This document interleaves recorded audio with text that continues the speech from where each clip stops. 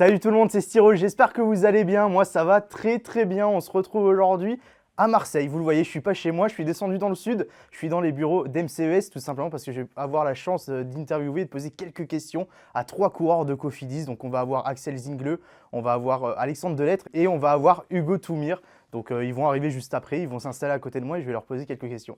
Donc on se retrouve maintenant tout de suite avec Hugo Toumir qui est juste à côté de moi. Tu vas bien Hugo? Ça va bien toi? Ça va bien, ça va bien. Donc, comme je vous ai expliqué en intro de vidéo, on va lui poser quelques questions. On va discuter vélo sur son actualité, sa saison, sa carrière. Et puis, on va commencer peut-être, si tu veux te présenter, peut-être qu'il y a quelques personnes qui ne te connaissent pas, même Ça si marche. la commu est quand même axée vélo. Donc, Ouais, bon, après, donc moi je suis néo pro, donc je m'appelle Hugo Toumir, j'ai 21 ans. C'est ma deuxième année chez COF et je suis normand, j'habite à Rouen. ok, donc tu l'as dit, tu as que 21 ans, tu es Ouais. assez jeune encore, tu viens seulement d'arriver dans le peloton. On voit ces dernières années que on a des jeunes coureurs qui arrivent de plus en plus tôt avec des responsabilités de plus en plus grandes très tôt. Toi, qu'est-ce que ça t'inspire un petit peu? Bah, c'est sûr que quand on fait du vélo, enfin tout sport ou même dans le e-sport, je pense que c'est pareil. Voilà, moi par exemple, je prends le départ d'une course, bah, souvent bah, voilà, on met le dossard, c'est pour que l'équipe aille chercher la gagne. Et bien sûr, je pense que le rêve de tout coureur, c'est de gagner des grandes courses. Donc bien sûr, c'est un rêve personnel. Après, je verrai si c'est faisable ou pas. Je me donnerai au maximum et on verra par la suite. L'objectif, c'est d'avoir voir des résultats le plus vite possible. Tu es dans une génération où on voit dans le peloton des monstres arriver tout gagner dès leur jeune âge. Les mecs sont leaders sur des grands tours, machin. Euh, Chez Cofidis, est-ce que c'est plus tranquille, on va dire, l'adaptation? Est-ce qu'il vous donne le temps de vous adapter, de gravir les échelons petit à petit sans trop brûler les étapes, on va dire? En fait, je pense que ça c'est pareil partout. En fait, d'un point de vue sportif, en fait, on progresse physiquement, mais pas tous de la même manière et pas à la même vitesse. Donc après, Cofidis nous accompagne au top pour qu'on performe et bien sûr à notre rythme. Maintenant, je les remercie de m'avoir donné l'opportunité de passer pro assez jeune en fait chez eux. Et ça m'a permis de faire mes armes bah, là sur ces 2 années et de continuer à progresser. Je vois que des paliers sont franchis et qu'il en reste encore à franchir bien sûr. Et je m'entraînerai pour et c'est vers ça qu'on va tendre. Et c'est le rêve enfin, c'est vers là où on va aller quoi. Voilà. En plus, j'ai vu, tu as déjà fait de belles courses. Tu as fait le Tour de Catalogne il n'y a pas longtemps, Ouais, c'est par ça. exemple. Et ouais, et donc le fait de faire des grandes courses comme ça, des courses qu'on rêve depuis qu'on est tout petit, forcément ça motive, enfin, ça nous permet de voir le niveau vers lequel on doit aller. Et en fait, c'est sur ce genre de course, bah, ça me rappelle que ouais, pourquoi bah, je suis fou de vélo, quoi. C'est magique.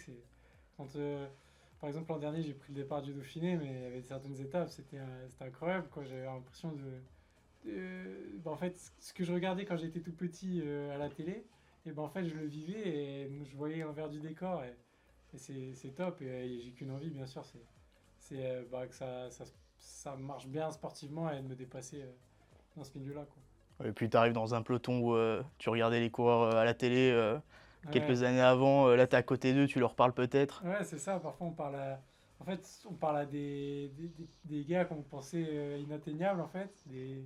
Et en fait, bah, on parle avec eux, on peut parler je sais pas, de la pluie et du beau temps. Et en fait, bah, ils sont comme tout le monde. Et, et non, et c'est top, en fait. Ouais, c'est génial. J'ai regardé un petit peu tes résultats chez les jeunes, un petit peu pour voir. Tu as fait deuxième de Roubaix Junior, notamment. Ouais, mais en fait, maintenant je suis plus typé grimpeur, donc Ouais. c'est aux opposés, on va dire. Même si j'avoue qu'en fait, s'il y a un monument qui me fait le plus rêver, ça reste Paris-Roubaix. Mais j'ai envie de me tourner vers la montagne. Et, en fait, j'ai fait bah, cinquième du Tour de l'Avenir. Et en fait, ça m'a permis de voir que bah, en montagne, ça se passait bien. Et en fait, donc avec Cofidis et notamment Samuel Belnou, mon entraîneur. Et en fait, on a commencé à creuser cette piste-là. Et, euh, et donc, forcément, j'ai envie de voir à terme ce que ça donnera sur des belles courses de montagne. Bah, c'est Voilà. justement ce que j'allais te demander. Tu as un peu anticipé la question, mais tu dis que ton monument préféré ou qui te fait rêver, c'est Paris-Roubaix. Ouais, On te voit plus sur Tour de Catalogne, Dauphiné, on te voit plus grimper. ouais. Non, Donc, mais bien sûr, enfin, maintenant, je préfère oui, oui. grimper, c'est quand j'étais jeune. Mais oui, oui. Bah, par exemple, moi, la course de mes rêves, bien entendu, mais comme beaucoup de coureurs, et puis ça va être classique, ça va être le Tour de France. Ouais. Mais mais il y a vraiment. En fait, s'il y a quelque chose que j'ai envie de vivre dans un grand tour, c'est sur 3 semaines. C'est une course, que ce soit le. Et le Giro, ça m'attire vraiment, en fait. Et c'est une course de 3 semaines où, en fait, pendant 3 semaines, on vit plein de journées intenses, on passe par toutes les émotions. Et en fait, il y a 21 chances de gagner une étape. Et toi, ta préférence entre les deux, Le Giro. c'est Parce que plus c'est Giro? plus montagneux. Ouais, c'est vrai. C'est vrai que Ouais. le Giro, la troisième semaine du Giro, Ouais, généralement, c'est ça. Bah là, il y a 3 étapes à plus de 5 000 mètres de dénivelé, donc c'est vraiment costaud. Et après, il y a plein d'étapes à plus de 4 000 de dénivelé. Donc, ouais, c'est top. bah, peut-être qu'on te verra sur le Giro cette année Ouais, alors. On va peut-être. suivre ça, hein. Ça marche. Ouais, merci. T'es arrivé dans une équipe déjà construite. Il y a quelques leaders qui sont déjà là depuis quelques années, des hommes d'expérience. On a tout le crew des Espagnols qui ont une carrière très longue derrière eux, par exemple. Toi, quand tu arrives dans cette équipe-là, est-ce que bah déjà, ce noyau dur, ils te mettent à l'aise, ils essayent de te mettre bien? Bah oui, déjà, c'est super parce que en fait, il y a une super ambiance dans l'équipe. Bah, enfin, entre les coureurs et entre le cadrement, bien sûr, mais il y a vraiment une super ambiance. Et en fait, ceux qui ont beaucoup d'expérience nous donnent en fait tout leur savoir et nous expliquent certaines choses pendant les courses. Et en fait, c'est vraiment intéressant parce que ça nous permet de progresser. Et donc ça, c'est vraiment super. Et par exemple, juste une petite anecdote drôle, mais là, en début de saison, j'ai fait une course qui s'appelle au Grand Camino, en fait. C'est une course de 4 jours en Espagne. Et en fait, la moyenne d'âge de notre équipe était de 30 ans, je crois, ou 31 ans, donc c'était la plus vieille. Et moi, j'avais 21 ans, en fait, là-dedans. Donc, en fait, j'étais vraiment super jeune comparé à toute l'équipe qu'on avait. En fait, on avait une équipe de mecs expérimentés et j'étais le seul jeune, en fait. Et donc, c'est des choses drôles, mais en fait, ça nous permet vraiment d'apprendre et d'apprendre à courir parce qu'au final, le vélo, c'est vraiment technique et il y a pas mal d'aspects que quand on est jeune, on est un peu fougueux ou un petit peu, on réfléchit pas assez parfois. Et donc, moi, c'est bien, ça me permet de me canaliser, d'apprendre et de faire au mieux. Sur ce qui est de sûr, de ce que tu vas faire pour la suite de la saison, tu as un objectif personnel? Bah justement là ça c'est compliqué parce qu'en fait si Ah, je fais le Giro bah du coup c'est plus les mêmes courses et ouais. si je fais la Volta c'est plus les mêmes courses. Donc je pense que voilà l'objectif personnel c'est le Grand Tour. C'est la troisième semaine du Grand Tour parce que j'aime vraiment bien les courses à étapes justement et je pense que la troisième semaine c'est le moment où tout le monde est fatigué et où j'aurais personnellement envie d'essayer de donner le maximum pour l'équipe. Et donc ça c'est vraiment voilà l'objectif personnel. Après il y a il y a plusieurs courses, mais ça dépendra en fait sur quelle course je me retrouverai pour la fin de saison. Mais en fait, on fonctionne d'abord un calendrier qui va jusqu'au Tour de France. Et ensuite, après, on voit la deuxième partie de saison fin juin, où, où en fait, donc un petit peu avant le Tour, en fait, où on redonne pareil à tous les coureurs un calendrier qui va jusqu'à la fin de saison. Et ça permet en fait vraiment de séparer la saison en deux blocs et d'avoir une vision un peu précise de ce qui va nous arriver. Ok, je vois. Mais donc là, en fait, si je fais le Giro, bah, il y a des courses qui vont s'enlever. Si je fais pas le Giro, en fait, bah, je serai sur certaines courses, mais à la place de la. Enfin, je ferai la Volta et peut-être pas d'autres. Enfin, du coup, je sais pas.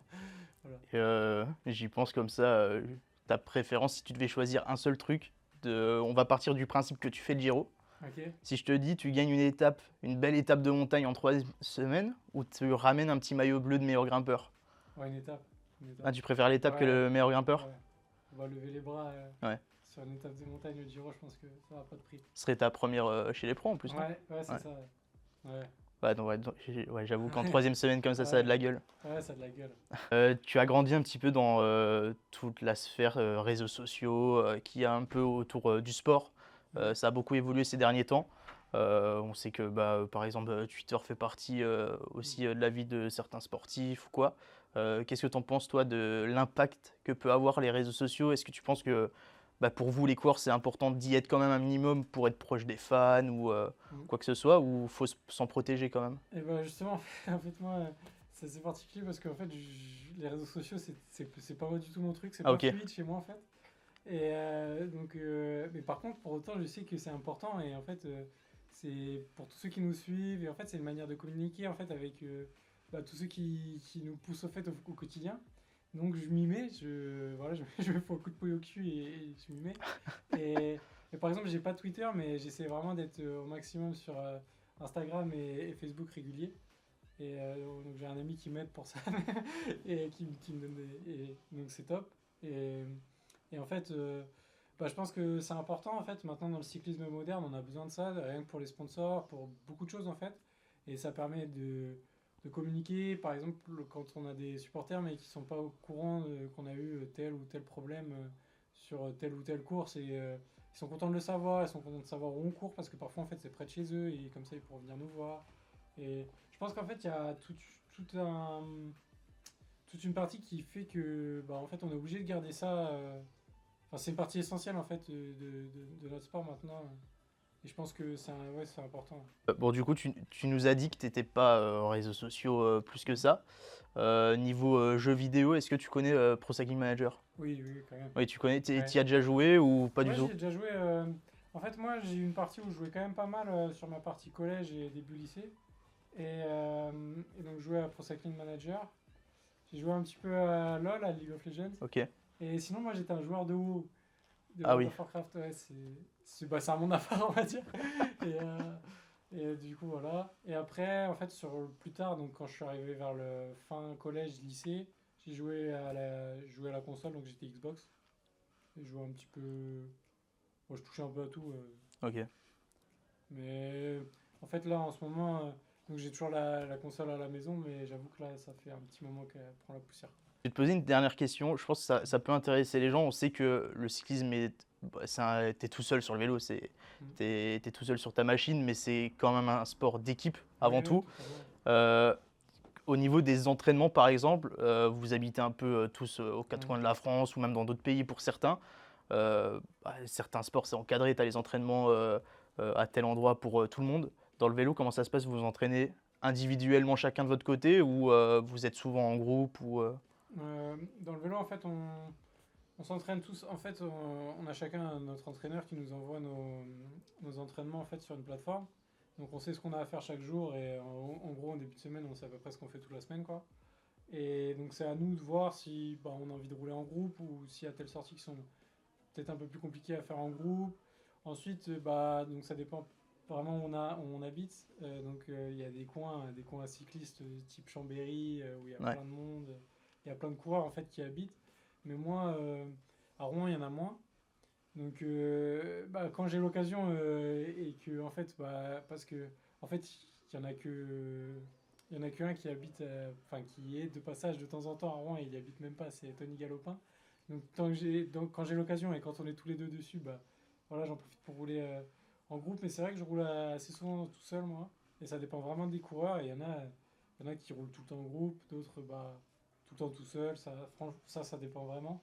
Mais en fait, on a tellement l'habitude depuis qu'on est chez les jeunes de courir en équipe que dès qu'on se retrouve sur une course, en fait, bah, ça fait partie du job, ça fait partie du sport, en fait, du cyclisme et tout roule direct, surtout quand l'ambiance va bien et quand il y a deux trois stages pour voilà, tout bien coordonner. Et après, en fait, au fil des courses, bah, tout glisse tout seul. Quoi. Ouais, c'est marrant ça quand même parce que même si vous n'avez pas le même maillot, Mm. vous entraînez ensemble, vous êtes Ouais, potes avant tout pour ouais, la plupart. Ça, dans les autres sports, ça n'existe pas, quoi. C'est chacun a son ouais. équipe, son maillot. C'est vrai, mais en fait, le fait qu'on soit assez nomade, entre guillemets, et bah, on croise tout le temps d'autres coureurs un petit peu à droite à gauche, et au final, bah, comme on habite tous enfin, on habite tous aux quatre coins de l'Europe, et bah, en fait, on se regroupe avec ceux qui habitent à côté, et même bah, l'ambiance au sein du peloton dans le vélo, il y a toujours des moments où on dit qu'on est au bureau, entre guillemets, dans le peloton, et il y a des moments où forcément on discute, et voilà, ça, c'est plus agréable, quoi. Eh bien, On a de la chance. écoute, merci Hugo pour Ouais, merci à toi. ces quelques réponses. Je pense que la plupart des gens qui ont écouté se sont régalés et on va te souhaiter peut-être pour le Giro du coup Ouais, une petite victoire ou même pour la suite de la saison, quoi. ça marche, bah merci beaucoup. Ouais.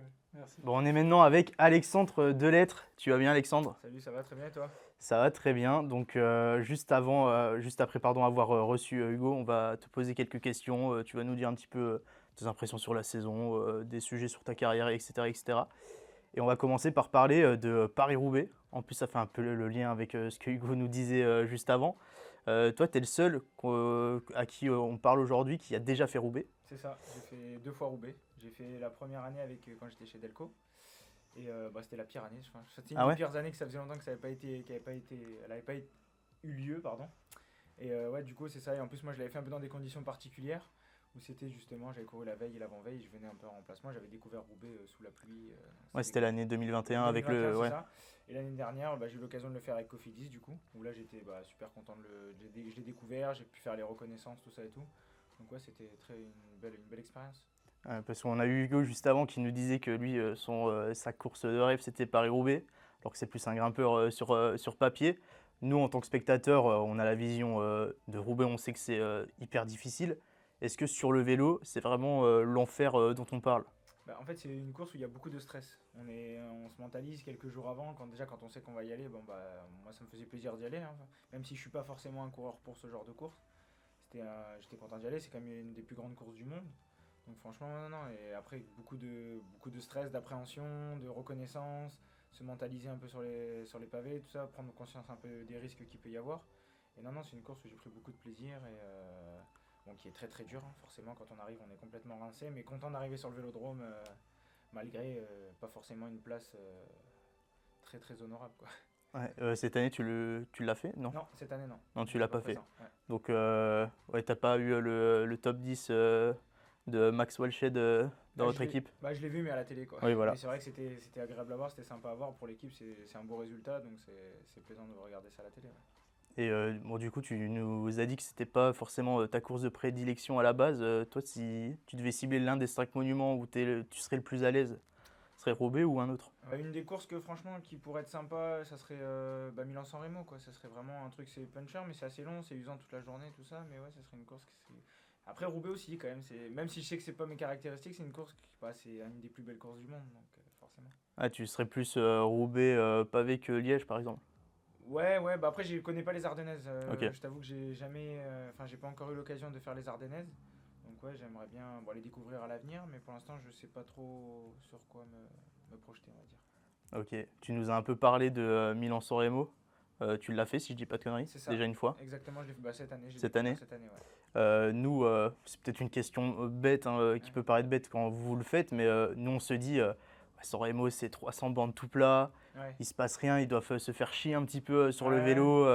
Le plus important, c'est les 30 derniers kilomètres. C'est ça, non, pas spécialement. Moi, dans mon rôle, j'ai un rôle d'équipier cette année, donc j'avais quand même un rôle où je devais aider mes leaders, c'était Brian en ce qui me concerne, et je devais l'aider au maximum toute la journée. Mais c'est une course où il faut courir vachement à l'économie, penser à toujours être un peu concentré, même s'il y a des moments de relâchement, parce que c'est assez rectiligne, il n'y a pas de vent, il n'y a pas de bordure. Donc, mais après, quand on arrive quand même dans les 100 derniers kilomètres, il commence à y avoir les premiers. Faut prendre ses automatismes un peu, bien se replacer, commencer à courir un peu encore plus à l'économie, être placé et pouvoir arriver dans les meilleures dispositions dans les premiers capots avant même le Poggio ou la Cipressa, quoi. Ouais, je vois. Ouais, parce que quand on est à 260 km de l'arrivée, C'est ça. l'échappée est déjà partie, ça discute, ça rigole Ça dans discute, le peloton. mais il faut quand même penser toujours Ouais. rester focus, concentré quand même à pas. On se relâche forcément parce que c'est quand même long, il y a plus de 6h30 de vélo. Donc il faut quand même, quand même penser à l'alimentation, courir à l'économie au maximum pour avoir le plus d'énergie possible, quoi. Bon, normalement, cette année, j'ai un peu regardé, j'utilise souvent PCS, si tu connais, Ouais, pour Cycling Stat. D'après PCS, c'était prévu sur le Giro. Finalement, non. Ah, bah. Donc, j'allais te demander du coup comment on se prépare à un premier grand tour ou quoi, mais du coup, si tu le fais pas. C'était dans mon programme et finalement il y a eu un changement de programme dans l'équipe, Ok. Pour adapter au mieux les calendriers de l'équipe. C'est vrai que ça arrive souvent que ça peut changer, mais bon, après c'est comme ça, on s'adapte, on est coursier, on s'adapte à ce genre de changement et j'espère faire un autre grand tour d'ici la fin de l'année quand même. Et tu sais pas s'il y en a déjà un de prévu Pour ou. l'instant, du coup, vu que là ça s'est fait récemment, le Ouais. fait que j'aille pas au Giro, je sais pas encore comment ça va se goupiller, mais je pense que il y a une possibilité, je pense, pour la Volta. Après, bon, ça sera l'équipe qui décidera s'ils me mettent sur un grand tour ou non. Donc on verra au moment venu, quoi. Ok, parce que par exemple, nous, d'un point de vue extérieur, d'un point de vue spectateur, on sait qu'il y a un calendrier avec beaucoup de courses, des courses dans tous les sens, des courses à rallonge. Vous, c'est l'équipe qui fait votre calendrier ou vous avez quand même votre mot à dire? Toi, par exemple, tu avais des envies personnelles sur certaines courses? Moi, en tant que. Je suis pas forcément un leader, donc oui, on a quand même nos envies, on donne quand Ok. même nos envies en début de saison, au stage où on va parler avec les DS et les entraîneurs. Et on va donner un peu les courses qu'on a envie de faire forcément, mais après bon, l'équipe va s'adapter, va faire surtout les besoins qu'elle a besoin. Si par exemple il y a un leader sur telle et telle course, bah, qu'on mette une équipe autour, moi je vais être un équipier, donc je vais pouvoir aider l'équipe. Mais s'il y a des courses qui pourraient me plaire et me convenir, l'équipe va quand même essayer de le faire, mais en général c'est quand même l'équipe qui va s'adapter surtout à la situation de course et ça change beaucoup dans la saison, quoi. Ok, du coup, vu que pas de Giro, c'est quoi tes prochaines courses, tes Là, les prochains prochaines objectifs? courses, ça va être le Trobroléon Ok. et les 4 jours de Dunkerque. Et après, normalement, il y aura aussi le Tour de Suisse, mais voilà, je ne sais pas encore exactement comment ça va se goupiller. Enfin, là, on sait 15 jours en avance, 3 semaines, mais des fois, ça peut changer. Là, moi, j'ai eu un gros changement, donc j'attends que le calendrier se refasse correctement, quoi. Et j'en profite, vu que tu nous as parlé des 4 jours de Dunkerque, cette année, les championnats de France, c'est au Mont-Cassel. C'est ça. Donc c'est un peu dans la sauce 4 jours de Dunkerque, on C'est va ça, dire. ouais. C'est quoi les objectifs de l'équipe? Il y a des ambitions de ramener le maillot potentiellement? Bah, étant donné que c'est à Dunkerque, enfin, oui, c'est à Cassel du coup, mais c'est pas loin du siège de l'équipe, quoi. C'est un peu à domicile pour Cofidis. Et du coup, on a fait quand même une reconnaissance au mois de janvier quand on était avant la présentation d'équipe. Du coup, on en a profité pour faire une première reco. Et ouais, non, bah, l'objectif de l'équipe, je pense, ça va être de ramener le maillot. L'équipe n'a jamais eu le maillot au sein de l'équipe Cofidis. Donc je pense que forcément, à la maison, pour l'équipe, ça va être important d'aller. Enfin, leur principal objectif, c'est de ramener le maillot, quoi. Leader Brian Cocard ou plus quelqu'un d'autre? Ouais, Ça bah, se décide je plus pense sur que le ça sera tas? plus un puncher grimpeur. Après, Ouais. oui, un Brian, ça peut lui convenir. Après, ça, c'est l'équipe qui décide et ça, je sais pas comment ça va se goupiller, quoi. Ok, bon, on a hâte de voir ça. Ça va être un beau championnat de France avec le parcours, je pense. Donc, je t'ai déjà parlé de PCS machin. J'ai regardé un petit peu tes derniers résultats. J'ai vu que tu as déjà ramené par exemple un maillot de la montagne sur l'étoile de Bessèges, si j'ai pas de C'est conneries. ça, exactement. Ouais. C'est assez intéressant parce que c'est quelque chose c'est un gros débat de cette année. On va dire, on voit sur toutes les courses, toutes les équipes avec les gros leaders ne laisser aucune échappée, aucune chance directement aux échappées. Toi qui as déjà été dans cette optique d'échapper, de vouloir jouer un maillot de la montagne, est-ce que c'est pas frustrant quand tu prends le départ de savoir qu'il y a peut-être moins de chances qu'avant ou que les équipes en laissent moins? C'est sûr que oui, par rapport à avant, je pense que les échappées, c'est plus compliqué qu'Azayoubou. On l'a encore vu sur l'Amstel dimanche, où on est revenu sur l'échappée au bout de 120 km, quoi, alors que la course fait quand même 250. En général, on reprend les échappées à la toute fin ou à 30-40 km. Et là, on voit que les échappées, c'est plus compliqué pour qu'Azayoubou. Les grosses équipes cadenassent un peu plus. Après, voilà, faut s'adapter comme ça. On s'adapte d'année en année, comment le fonctionnement du vélo, et on fait avec. C'est vrai que ça peut être frustrant. Moi, en première année, quand je suis arrivé chez les pros, bah, aller dans les échappées, c'était me découvrir, c'était apprendre un peu à me prendre le vélo, quoi. Voir ce que j'aurais pu faire. Donc aller chercher un maillot de la montagne, pareil, c'est les premiers accessites qu'on arrive à avoir quand on arrive chez les professionnels. Et maintenant, en fait, il faut être performant d'entrée et aller chercher les résultats à la pédale, quoi. Poser la même question que j'ai posée à Hugo du coup. Imaginons quand tu seras sur ton premier grand tour ou sur un grand tour dans ta carrière, si tu avais le choix entre eux, on se dit tu es en troisième semaine, une échappée, une belle victoire d'étape, ou un maillot de la montagne, un maillot distinctif de ramener. Tu prends quoi? Moi, je dirais une étape. Ok. Ça reste un peu plus, ça marque un peu plus enfin, gagner une course, déjà gagner, enfin, en étant encore professionnel ou même sportif de haut niveau, gagner c'est important. Bon, c'est sûr qu'un maillot de la montagne sur un grand tour c'est quand même magnifique, hein, mais je pense gagner une étape, ça reste quand même un moment important de lever le fait de célébrer quand même cette victoire et c'est quelque chose qu'on s'en souvient un peu plus et aussi le grand public, quoi. Mais ils ont tous la même réponse, donc je pense qu'une victoire, ça s'oublie pas. Tu es ici avec nous, on est à Marseille, dans les locaux d'MCES, pour profiter de faire cette vidéo, mais du coup, vous aussi, de votre côté, vous découvrez un petit peu les jeux vidéo ou quoi. Ouais, Toi, ton lien par rapport à ça, qu'est-ce que c'est? Tout simplement, tu joues déjà de ton côté ou ouais, bah, les jeux vidéo, c'est sûr que c'est un peu dans notre enfance, hein, on a grandi avec ça nous aussi. Donc ouais, non, j'ai beaucoup joué quand j'étais avec mon petit frère, on n'a pas beaucoup de différence d'âge, on a 2 ans d'écart, donc on jouait beaucoup ensemble, que ce soit à Call of Duty, que ce soit surtout à FIFA, on joue beaucoup à FIFA avec mon frère. Après c'est sûr qu'en grandissant j'ai un peu délaissé, quoi, donc j'ai trouvé d'autres passions, mais ça m'arrive de jouer à la maison, plus entre amis ou en famille, par exemple à la Switch, en famille, ou ça va être jouer à FIFA avec mon frère ou des amis, donc ça c'est pour garder ce petit moment plaisir, quoi. et dans l'équipe, ça joue un peu entre vous Ouais, ça joue dans l'équipe, ouais. ou... Ouais. C'est qui le Ah, plus mauvais ou Ouais, bah il y a les gros gamers entre eux qui jouent. Je sais qu'il y a Axel surtout, qui joue Ok. bien, il y a Eddy. Ils aiment bien, ils aiment bien. Après, je sais qu'il y a aussi Brian. Enfin, tout le monde joue un petit peu à son truc ou à son jeu et chacun trouve un peu son centre d'intérêt, quoi. Ok, bah écoute, merci beaucoup, Avec plaisir. Alexandre. Merci à toi. Donc, on va te souhaiter une bonne saison. Peu Merci. importe les courses que tu feras, peut-être gagner ta première victoire ou ramener des maillots, enfin plein de belles choses. Ouais, on va essayer de faire le maximum. Merci beaucoup. Ah, c'est cool. Bon, du coup, après avoir eu Hugo et Alexandre, on termine par Axel Zinglet. Tu vas bien? Ça va bien. Très content de t'avoir. Là, on va te poser quelques questions comme à tes deux collègues et juste revenir sur ta saison, quelques points de ta carrière tranquillement, quoi. Ok. Déjà, tu reviens à peine de l'Amstel. Ouais. Tu as fait 10e, déjà bravo. Merci. C'est un bon résultat et quel est ton ressenti sur la course à chaud comme ça, 2-3 jours après? Bah, c'était important pour moi, pour l'équipe, de quand même scorer un peu sur les classiques. C'est que j'ai pas mal insisté pour pouvoir découvrir toutes les classiques flandriennes cette année. Donc j'étais content c'était aussi mon engagement auprès de l'équipe de m'engager à être assez compétitif. Donc c'est bien de finir sur une bonne note avec une bonne dernière semaine. Je fais 5e de la Flèche Brabançonne, 10e à l'Amstel. C'est encourageant et bon, l'Amstel, c'est une course où le placement est très important. Donc après, ça se décante un peu par l'arrière. Ceux qui traînent derrière, en général, sont vite éliminés. Donc bah, c'est bien ça envoie un bon signal, je pense, à l'équipe de pouvoir terminer dans le top 10. J'espère pouvoir progresser encore les années à venir et puis pourquoi pas aller chercher un meilleur résultat.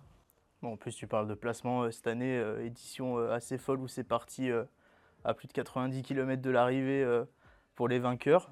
Qu'est-ce que tu en penses, toi, ces dernières années? On est sur des courses qui se décantent de plus en plus, moins de chances à l'échapper aussi. C'est pas frustrant un petit peu parce que ça laisse moins de place aux, on va dire, autres que les grosses équipes avec les gros leaders. Ouais, bah l'échappée, les pauvres, ils sont partis assez facilement, mais ils ont été revus même avant que la télé arrive. Donc Ouais. c'est vrai que c'est compliqué de se montrer pour les équipes qui n'ont pas forcément les coureurs qui peuvent prétendre à suivre les favoris à la pédale. Après, autour des Flandres, ça a surtout anticipé un peu la bagarre entre les trois favoris. Donc je me doutais que ça risquait de faire pareil à l'Amstel. Finalement, les favoris se sont mêlés aussi directement à l'anticipation, ce qui a fait que c'était une course assez intense. En fait, à partir du moment où notre groupe est sorti, je pense que tout le monde a roulé à fond pour essayer de rentrer. Nous devant, on était à fond, le peloton était à fond derrière. Donc ça a fait une course très usante. Bon voilà, après, dans ces scénarios de course, c'est vrai qu'il n'y a pas grand chose à faire pour battre Pogacar. Mais en tout cas, ça donne des courses intéressantes à suivre. Ouais, tu nous as un peu parlé du Tour des Flandres tout à l'heure. Tu l'as découvert cette année.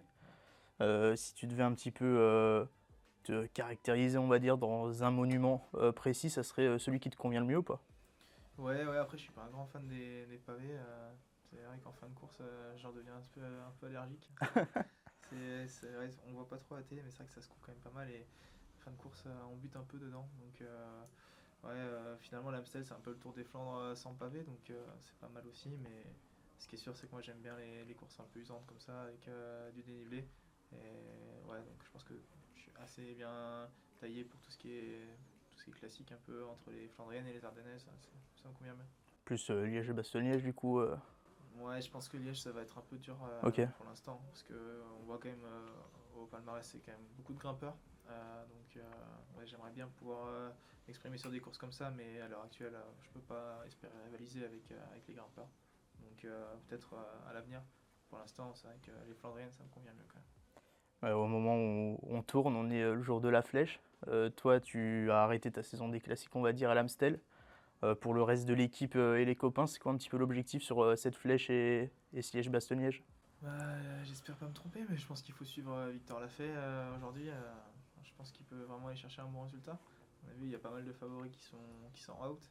Et Victor, sur un profil comme ça, il peut vraiment faire partie des tout meilleurs mondiaux. Donc j'espère qu'il va avoir une course sans encombre. J'ai essayé de suivre un peu tout à l'heure. Voilà, je crois qu'il est encore dans le peloton. Donc j'espère qu'il va nous faire un bon truc. Et bon, on a aussi Guillaume, il me semble, engagé, Résus. Donc on a des mecs en forme. Après, c'est vrai que Résus, le profil lui convient bien. Après, c'est le positionnement qui risque d'être compliqué. C'est pas celui qui frotte le mieux. Comme il est très fort, il arrive à donner le change, mais sur une course comme ça pardonne pas trop. Après, il a déjà été capable de chercher des résultats à la flèche et il a montré qu'il était bien. Donc, on a des bonnes cartes, je pense, pour faire un bon résultat. Au moment où la vidéo sortira, du coup, on Non, saura le résultat. On espère que Victor aura fait quelque chose de beau là. On espère, ouais. Du coup, normalement, cette année, si tout va bien, j'ai un peu suivi, si tu connais PCS, Ok. Pro Cycling Stat. Ouais, je connais. Je l'utilise pour voir les programmes des coureurs, les résultats. Tu es mis au programme normalement du Tour de France pour cette année. Ouais, le tour, on en a discuté beaucoup cet hiver. Pour l'instant, c'est encore un peu tôt pour le confirmer. On va en discuter là dans les prochaines semaines avec l'équipe. Ouais, c'était forcément une volonté quand on est coureur de faire le Tour de France. Maintenant, l'équipe voulait que je leur apporte des garanties sur les classiques, que je montre surtout que j'avais le niveau World Tour. Donc à ce niveau-là, je pense que l'équipe est rassurée. Maintenant, c'est vrai que cette année, c'est un tour quand même assez difficile, très montagneux. Donc on va se poser la question d'un peu de la pertinence d'aller sur le tour. Bon, bien sûr, c'est le tour, donc le faire, c'est déjà énorme. Maintenant, c'est vrai que sportivement, à part pour aider l'équipe, il n'y a pas forcément l'étape idéale pour moi avec une arrivée en boss un petit peu punchy. Donc, euh, donc ouais, ça va être un peu le choix à faire. On va en discuter la prochaine semaine. Et puis, mais bon, forcément, moi j'aimerais bien y être. Après, je pense aussi au côté sportif. J'aime bien aussi faire des résultats. Donc le tour, c'est peut-être pas la meilleure façon pour moi d'avoir des résultats cette année. Moi, ce qui est sûr, c'est qu'il faudra que je fasse un grand tour pour prendre de la caisse pour les années à venir. Donc si ce sera pas le tour, ce sera la Vuelta. Et puis, ce sera bien aussi. Ouais, tu nous dis que tu aimes les courses un peu casse-pâte et tout, le départ du Pays Basque, tu trouves ça un peu trop dur? Ouais, bah surtout que je pense, le problème c'est toujours la bataille pour le classement général. C'est sûr que si ça déclenche dès le début avec tout le monde qui sera frais, ça risque d'être compliqué. Après, c'est peut-être le passage au Pays Basque qui peut me convenir le mieux. Après, bon, c'est le tour, c'est encore un cran au-dessus de ce que je connais jusqu'à maintenant. Donc, dire que je vais être capable de jouer la gagne sur ces étapes, pour l'instant, c'est un peu prétentieux. Je pense qu'il va falloir attendre et puis on verra si jamais j'y vais, ce qui est possible de faire. Mais c'est sûr que bon, le tour, c'est quand même un événement à part dans le cyclisme et le niveau y est plus élevé. Tous les coureurs sont prêts, donc ouais, on verra. Ouais, tu nous dis que tu es plus axé classique, tout ça. Si je devais te demander comme ça, sur le moment, à choisir entre une victoire sur le Tour de France ou ramener une belle classique, Ça dépend. Bah, après, si ça dépend de la classique peut-être. ouais, ça dépend de la classique, ça dépend aussi de victoire d'étape. Si c'est dans les premiers jours, tu peux prendre le maillot jaune, alors ça c'est Ouais. encore autre chose. Mais sinon, comme ça, à sec, je te dirais quand même une classique. Ouais. C'est pas, ouais, moi, je préfère toujours les courses d'un jour. Je trouve que on a moins le temps de s'ennuyer entre guillemets, parce que sur une course par étape, il y a quand même souvent des moments où ça contrôle et moi, j'ai toujours un peu de mal, je m'ennuie un peu dans ces moments-là. En fait, on passe beaucoup de temps en file par équipe un peu à rien faire sur les courses par étapes et c'est pas ce que je préfère. C'est vrai que sur une course classique, t'as pas le temps de t'ennuyer, tu vois même pas les 6 heures passer parce que dès le début de course, il faut être super concentré au placement, s'alimenter, donc en fait, on voit pas la journée passer et c'est des courses un peu plus, je trouve, un peu plus trépidantes quoi, pour un coureur. Après, il y a des coureurs qui disent qu'ils adorent les courses par étapes parce que c'est comme une partie d'échecs. Chaque jour, on essaye d'avancer un peu ses pions, pas perdre de terrain, etc. Moi, je suis pas un coureur de classement généraux, donc ça me concerne pas trop. Et c'est vrai que les courses un jour, pour moi, c'est quand même quelque chose à part. Ouais. Bon, du coup, on ne sait pas si tu seras encore sur le Tour ou pas, mais quand même, pour parler de l'équipe en elle-même, on sait que Cofidis, ça fait quelques années qu'il court après cette fameuse victoire sur le Tour. Euh, L'équipe part pour faire un général correct, un top 5, top 10 ou plus viser une étape. Bah, ce qui est sûr, c'est qu'on aura Guillaume Martin et bon, Guillaume, c'est toujours difficile de lui enlever l'idée d'un classement général de la tête. C'est pas un coureur qui a l'habitude de se relever, donc pour lui perdre du temps, c'est vraiment difficilement déjà concevable et même quand l'équipe lui en parle et qui dit oui, des fois il a du mal à le faire quand même. Donc c'est comme ça, c'est Guillaume, c'est pas un coureur qui baisse les bras. Et donc lui jouera sûrement un bon classement général. Après, je connais pas la composition forcément. mais on aura forcément des bons chasseurs d'étapes. On aura Brian aussi pour les sprints qui peut aller claquer une victoire. Il a montré qu'il était en forme cette saison. Il a décroché sa première victoire en World Tour aussi en Australie, donc il est en confiance et c'est un des meilleurs coureurs au monde dans les sprints en faux plat montant ou en bosse courte, donc il en est capable. Après, il faut que pour gagner une étape sur le Tour, c'est la course que tous les coureurs rêvent de gagner, donc il faut des circonstances aussi favorables. Il faut que le jour J, tout se passe bien, il faut être au top de sa forme et il faut aussi avoir une équipe solide autour de soi. Donc ça fait beaucoup de facteurs. Donc voilà, on a espéré que les planètes s'alignent pour Cofidis cette année. Bon, du coup, toi, pour la suite de la saison, maintenant que la première partie est un peu terminée, ça va être quoi tes gros objectifs? Maintenant, je vais essayer de scorer au maximum, on va dire. C'est vrai que cette première partie de saison, il y avait aussi des courses pour scorer, mais je suis aussi passé par un Tirreno, un peu en mode découverte pour aider l'équipe, en préparation aussi, parce que j'avais jamais fait de course par étape pour le Tour. Donc c'était important, c'est d'ailleurs ma plus longue course par étape. J'avais jamais fait plus de 5 jours de vélo d'affilée, donc voilà, c'était un test, on a vu que je répondais bien. J'en suis sorti pas trop fatigué, j'ai bien sûr compensé derrière, donc on peut dire que c'est plutôt réussi. Et maintenant, là c'est une partie assez sympa qui arrive, j'espère garder les bonnes jambes que j'ai eues en début de saison. Et je vais faire pas mal de courses d'un jour, ce que je préfère, beaucoup en France, donc en Belgique aussi, et donc ça va être l'occasion pour moi d'engranger un peu des bons résultats. J'espère vraiment que les jambes seront au rendez-vous, et puis il y aura aussi d'autres courses comme le Tour de Suisse où je pourrais pourquoi pas aller essayer de chercher un résultat aussi en World Tour, ce serait sympa. Et puis après on va arriver aux championnats de France qui sont un objectif important pour l'équipe. Et voilà, il va falloir arriver en forme, avoir l'équipe la plus compétitive possible. Et puis ensuite le Tour de France peut-être. Donc c'est assez excitant, c'est assez cool. Et donc ouais, il y a de beaux objectifs qui arrivent là. Donc voilà, je suis un peu en pause en ce moment, mais je pense déjà un peu à la suite et j'ai déjà hâte de m'y mettre. Ouais, championnat de France à Cassel, qui peut te convenir en plus sur papier. Ouais, sur le papier, après c'est un championnat de France, c'est quand même long et bon, ça fait un total de 4500 mètres de dénivelé sur la journée, donc il va falloir voir. J'ai montré de belles choses en début de saison, mais je pense qu'il va vraiment falloir que j'élève mon niveau encore pour essayer de jouer un résultat là-dessus. Après, on a plein de cartes dans l'équipe, hein, mais il faudra voir comment ça se court, mais je vois presque un grimpeur puncher s'imposer quand même. Même si c'est dans le nord, c'est pas très intuitif, mais je pense que ça va être très dur la répétition des monts. Donc bon, on va voir. Pour moi, c'est une course assez ouverte. Et bon voilà, j'espère que l'expérience des classiques va me permettre un peu de gagner cette résistance qu'il faudra, qui sera importante, parce qu'en plus c'est une arrivée en boss. Donc ouais, ça va pas être évident. On est ici à Marseille, du coup, dans les locaux de MCES. Bon, en dehors de cette vidéo, tu joues un petit peu avec Hugo, avec Alexandre, avec plein d'autres gens. Toi, ton rapport aux jeux vidéo et aux réseaux sociaux, tu es un peu de cette génération de jeunes coureurs qui en font partie, qui ont grandi avec ça. Est-ce que tu penses que c'est compatible avec votre mode de vie tout simplement de coureur pro? Ouais, non seulement c'est compatible, mais en plus je pense que ça se combine vraiment bien. Parce que bon, de toute façon, quand on est athlète, on se doit aussi d'avoir une vie quand même numérique. On est obligé quand même d'avoir une présence sur les différents réseaux sociaux. Voilà, et puis c'est un moyen d'interagir aussi. On est quand même souvent loin de nos familles, donc avec ses amis, avec sa famille, c'est sympa d'interagir. Et puis les jeux vidéo, ça nous rapproche aussi. On joue parfois dans les trajets, dans les transports, même à l'hôtel, hein.